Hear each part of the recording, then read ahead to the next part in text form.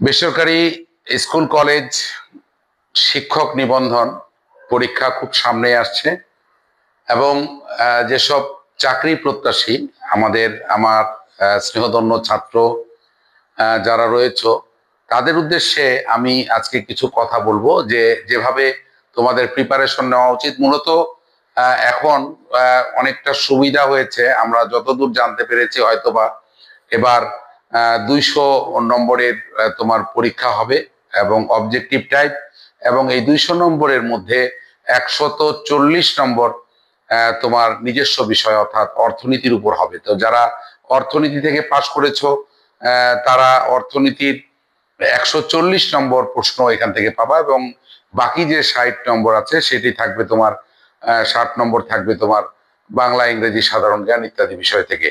তো এই 140 যারা অর্থনীতি বিষয়ের সকল টপিক গুলো অর্থাৎ শুরু থেকে শেষ পর্যন্ত আমরা যতগুলো বিষয় পড়ি অর্থনীতির, সেগুলো সম্পর্কে যদি পূর্ণাঙ্গ ধারণা থাকে সেক্ষেত্রে কোনো প্রশ্নই কিন্তু তুমি আটকে যাবে না নিজস্ব বিষয়ে। কিন্তু যদি পূর্ণাঙ্গ ধারণা না থেকে থাকে তাহলে অবশ্যই তোমার সাবজেক্টের প্রতিটি অধ্যায়, চ্যাপ্টার, বিভিন্ন সাবজেক্ট অর্থাৎ যতগুলো বিষয় রয়েছে ফার্স্ট ইয়ার থেকে মাস্টার্স পর্যন্ত যতগুলো বিষয় রয়েছে এগুলোর প্রত্যেকটি সম্পর্কে পূর্ণাঙ্গ জ্ঞান অর্জন এটা আসলে হঠাৎ করে হয়ে ওঠে না। তারপরও আমি তোমাদেরকে কিছু বিষয় সহজেই, যেগুলো গুরুত্বপূর্ণ বিষয়, এগুলো আস্তে আস্তে ধারণা দেওয়ার চেষ্টা করব। তো যদি একটা ছাত্র এই বিষয়ের যে 140 নম্বর আছে, এই 140-এর মধ্যে যদি সে 100 নিয়ে আসতে পারে, আর ওদিকে 60 মার্কের মধ্যে যদি সে 40 পায়, তাও 140 অর্থাৎ 70 মার্ক পেলেও, 70 এভারেজ মার্ক পেলেও একটা ছেলের চাকরি হওয়ার সম্ভাবনা প্রায় অনেকটাই বেড়ে যায়।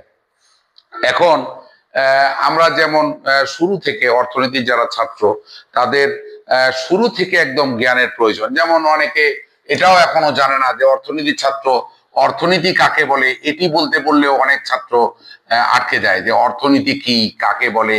হ্যাঁ, এটি বলতে বললেও ম্যাক্সিমাম স্টুডেন্ট যারা বলে যে আমার চর্চা নাই বা আমি চর্চা করিনি, এই অর্থনীতি কাকে বলে এইটুকু বললেও অনেকে বলতে পারে না।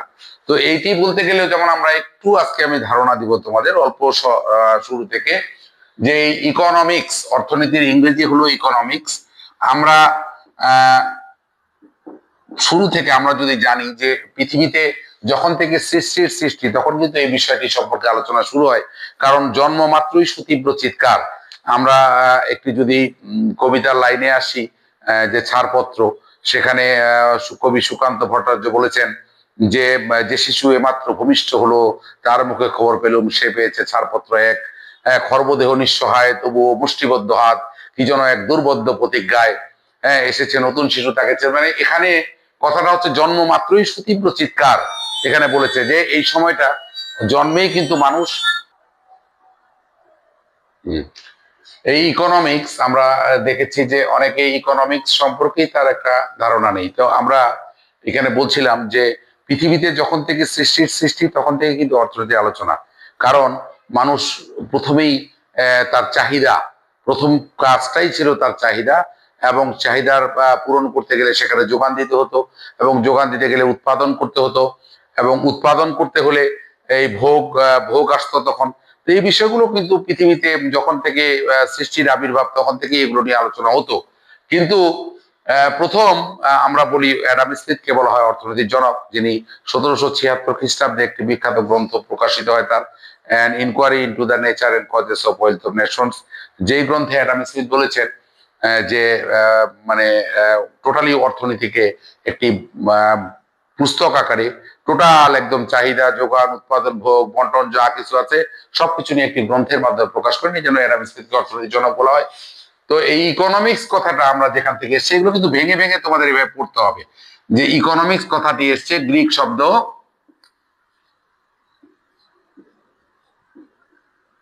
শব্দ ওইকোনমিয়া থেকে,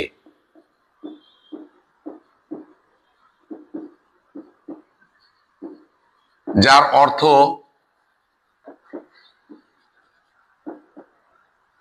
গৃহ পরিচালনা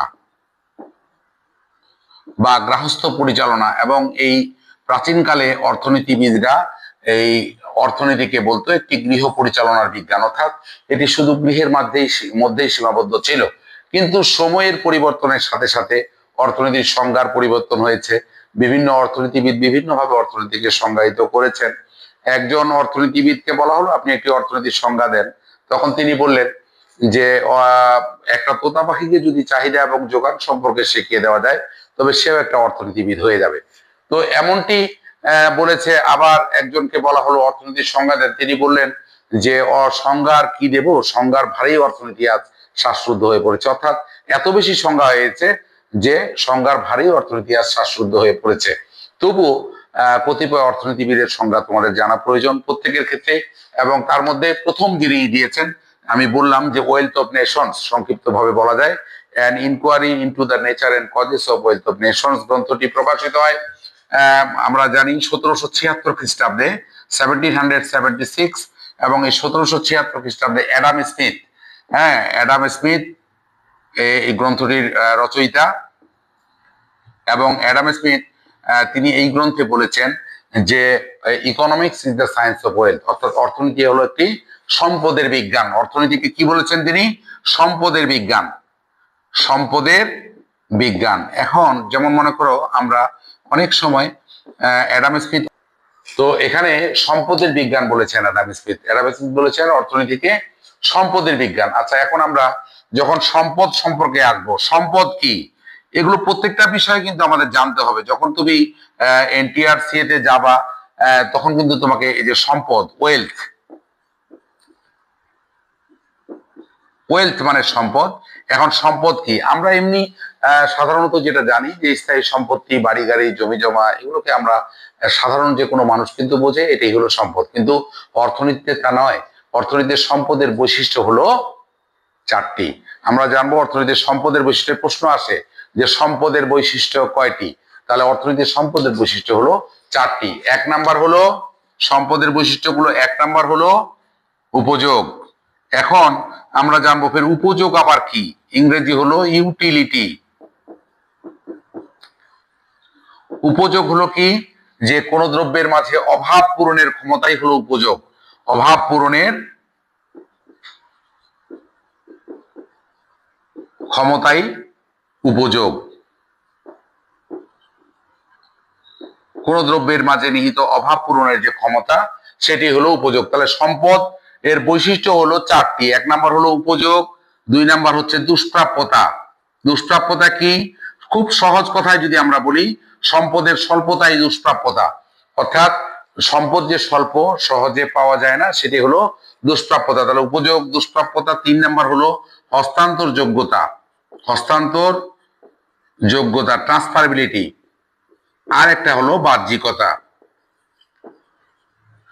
আমরা যদি আমি খুব সহজে বলি এই বিষয়টা, যে যেমন মনে করো এই কলমটি আমি ব্যবহার করছি, এটার কিন্তু উপযোগ আছে, কারণ এর অভাব পূরণ করছে, আমার লিখনির অভাবটা সে পূরণ করছে, তাহলে এর অভাব পূরণের ক্ষমতা আছে, তাহলে এর উপযোগ আছে। এটা দুষ্প্রাপ্য, কারণ এটি সহজে পাওয়া যায়নি, এটি আমাকে অর্থ দিয়ে কিনতে হয়েছে। তারপরে হস্তান্তর যোগ্যতা, অর্থাৎ এটা এক দোকান থেকে আমি কিনেছি, তাহলে হস্তান্তর যোগ্য হয়েছে। এবং বাহ্যিকতা, এটার কালারটা সুন্দর, এটা অন্যকে আকৃষ্ট করার ক্ষমতা আছে। চারটা জিনিসই কিন্তু এটার মধ্যে রয়েছে। তাহলে অর্থনীতি একটি সম্পদ। তাহলে অর্থনীতির সম্পদের বৈশিষ্ট্য কি কি আমরা জানলাম? উপযোগ, দুষ্প্রাপ্যতা, হস্তান্তর যোগ্যতা। অর্থাৎ উপযোগ, দুষ্প্রাপ্যতা, হস্তান্তর যোগ্যতা এবং বাহ্যিকতা, এই চারটি বৈশিষ্ট্য সম্বলিত যে কোনো দ্রব্যকে আমরা অর্থনীতিতে সম্পদ বলবো। তাহলে আমি তোমাদের নিশ্চিতভাবে বোঝাতে পেরেছি যে সম্পদ কি। এরপরে এই সম্পদের ধারণা আসলো, এটা কোথায় আসলো আমরা জানলাম, অ্যাডাম স্মিথের থেকে আসলাম। সম্পদের বিজ্ঞান বলেছে অ্যাডাম স্মিথ, এবং সেখান থেকে আমরা অনেক কয়েকটা জিনিস জানলাম, যে অভাব পূরণের ক্ষমতাই হলো উপযোগ, এবং এই চারটি জিনিস থেকে আমরা সম্পদ জানলাম। এটা বলেছে অ্যাডাম স্মিথ। অ্যাডাম স্মিথের পরে অর্থনীতির যিনি সবচেয়ে গ্রহণযোগ্য সংজ্ঞা,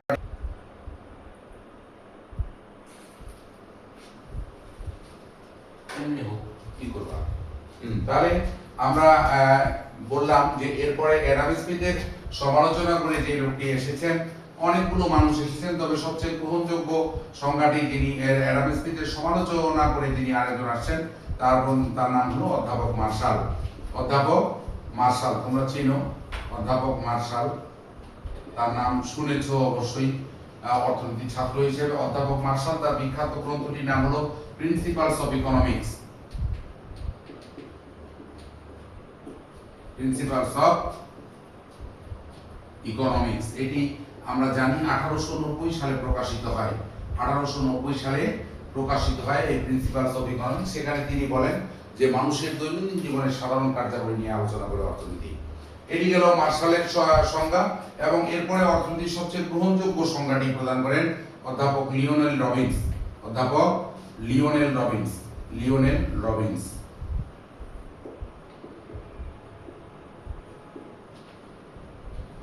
এই লিওনেল রবিন্স বলেছেন সবচেয়ে গ্রহণযোগ্য সংজ্ঞাটি অর্থনীতি দিয়েছেন। সেখানে তিনি বলেছেন যে মানুষের অভাব অসীম, মানুষের অভাব অসীম কিন্তু সম্পদ সীমিত। এই সীমিত সম্পদকে বিকল্পভাবে ব্যবহার করে কিভাবে অসীম অভাব পূরণ করা যায় তার যে শাস্ত্র আলোচনা করে তাই হলো অর্থনীতি। তো এভাবে রবিন্সের সংজ্ঞার বৈশিষ্ট্য হলো তিনটি। একটি হলো অভাব অসীম, সম্পদ সীমিত এবং সীমিত সম্পদের বিকল্প ব্যবহার। এরপরে অধ্যাপক পল অ্যান্ড্রু স্যামুয়েলসন, আমরা জানি 1970 সালে নোবেল পুরস্কার বিজয়ী পল অ্যান্ড্রু স্যামুয়েলসন, তিনি সম্পদের এখানে বলেছেন যে সম্পদের তোমার মনে করো যে সুষ্ঠু বন্টন সম্পর্কিত বলেছেন, যে অর্থনীতি সম্পদের সুষ্ঠু বন্টন নিয়ে আলোচনা করে। অধ্যাপক পল স্যামুয়েলসন, অ্যান্ড্রু স্যামুয়েলসন 1970 সালে নোবেল বিজয়ী একজন অর্থনীতিবিদ এবং যাকে আধুনিক অর্থনীতির জনকও বলা হয়। তোমরা এই জিনিসগুলো, যে ছোট ছোট টপিকগুলো প্রত্যেকটা জিনিস ভেঙে ভেঙে ব্যয় করতে হবে, তবেই তুমি এনটিআরসি এর যে কোশ্চিনটা হবে 100 নম্বরের, সেই 100 নম্বরের কোশ্চিনে অবশ্যই তুমি 100-র মধ্যে 140 নম্বরের মধ্যে অবশ্যই মিনিমাম তুমি 100 নম্বর তুলতে পারবে। তো যাই হোক, এভাবে আমি এনটিআরসি এ যারা পরীক্ষার্থী তাদেরকে খণ্ড খণ্ডভাবে প্রত্যেকটা বিষয়ে এভাবে কন্টিনিউয়াসলি আলোচনা করে একটা সময় তোমাদেরকে ভালো কিছু উপহার দিতে পারি এবং তোমাদের সার্বিক উন্নয়ন করতে পারে এবং তার ফলে তোমরা ভালো একটা চাকরি অর্জন করো, তোমরা পেশাদার লাইফে আসো, জীবনে আসো। এটি তোমাদের সুন্দর সুষ্ঠু জীবন কামনা করে আজকের মতো আমার এই সূচনা বক্তব্যটি শেষ করছি। ধন্যবাদ সকলকে।